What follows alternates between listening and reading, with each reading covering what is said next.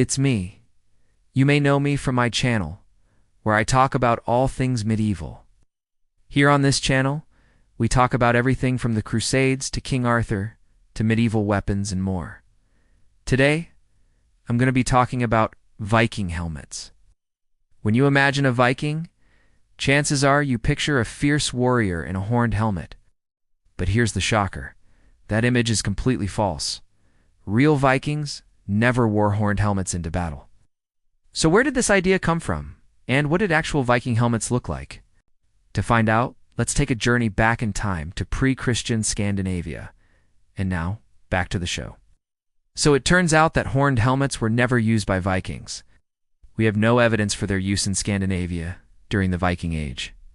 In fact, archaeological finds prove they weren't even used by later Scandinavian warriors until the Middle Ages. Not only do we lack evidence of them being used by real Vikings, but there's not even any evidence that Vikings had iron or steel helmets at all. This might seem surprising given how often they're depicted wearing them, but the truth is they most likely wore simple leather caps instead. We have some clues as to why Vikings chose such flimsy headgear. First off, archaeological evidence shows that early Scandinavian warriors were more likely to get injured by axes than by swords. This means that a simple leather cap was enough to protect them in most situations. And indeed, leather helmets with a nose guard were common across northern Europe at the time, with examples found in bog bodies throughout the region. Leather was also practical because it soaked up blood without congealing, which would have made it difficult to remove from the wearer's head. Second, leather was just cheaper and more readily available than metal. Most leather goods were made by women, and this would have been true of helmets as well. Finally, weight was an important consideration for Viking raiders. Carrying extra weight would have slowed them down, which would have put them at a disadvantage.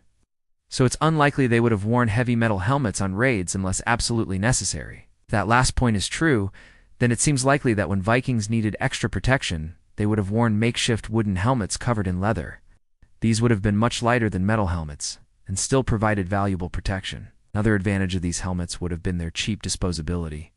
If one got damaged, or even if it just got in the way, it could easily be thrown away. So where does the horned helmet come in? The answer is a little complicated and requires us to go back in time to the late 18th century.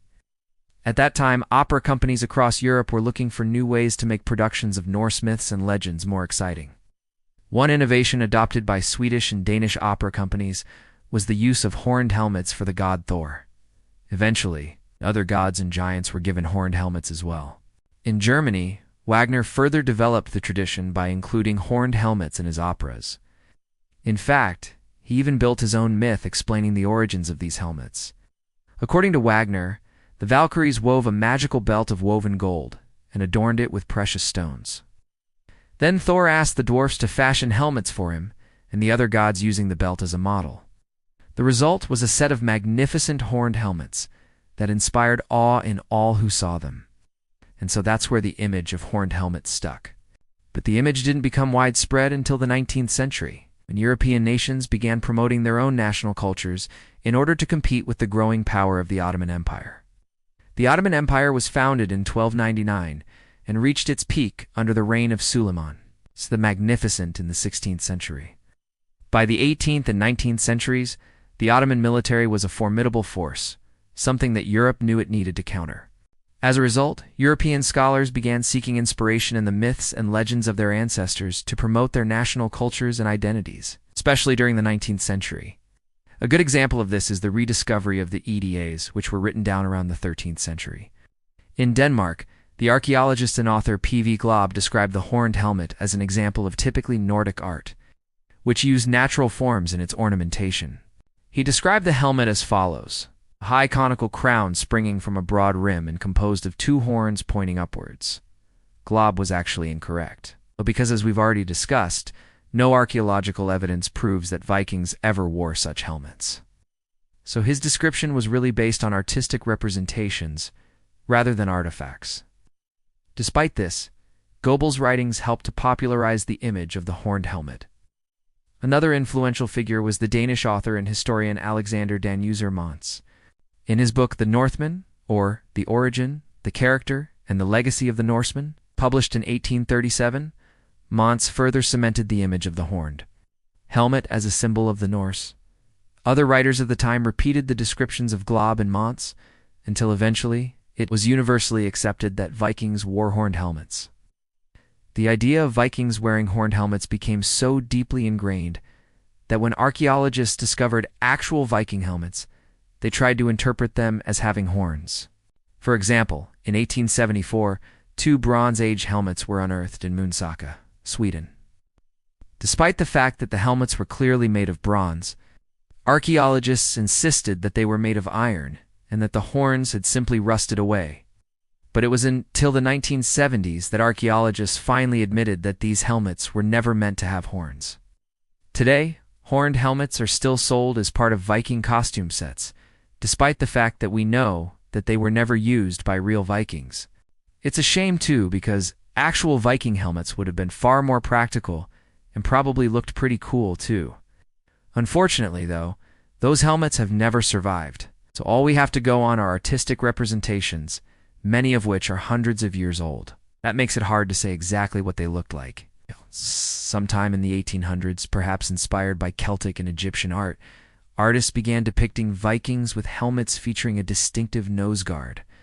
These helmets sometimes featured a decorative knotwork pattern as well. While we don't have any examples of this type of helmet from the Viking Age, we do have similar ones from earlier and later periods. For example, in 1957, a helmet was found in the Oseberg ship burial. While it dates from the 800s, just after the Viking Age, it does bear some resemblance to the helmets that artists depicted earlier. Another example comes from the 10th century. This one was found at the Birka, a town near Stockholm. It dates from a few decades before the end of the Viking Age, so it might help fill the gap between artistic depictions and actual Viking helmets.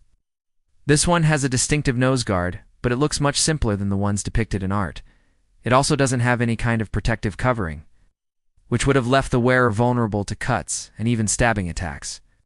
All of this is to say that we don't have any concrete idea of what Viking helmets looked like. We can only speculate based on limited archaeological evidence and artistic representations.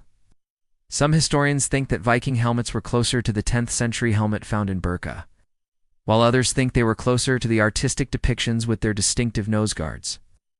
Ultimately, though, we'll never know for sure. So what should you wear if you want to cosplay as a Viking? Well, if you want to be historically accurate, a simple leather cap is probably your best bet. After all, that's what most Viking warriors probably wore. Of course, if you want to look more like the stereotypical Viking, you could always wear a horned helmet. Just remember that you'll be in good company. Every Viking ever depicted in a movie or TV show has worn one. Thanks for watching. If you enjoyed this video, please hit the like button and subscribe to the channel.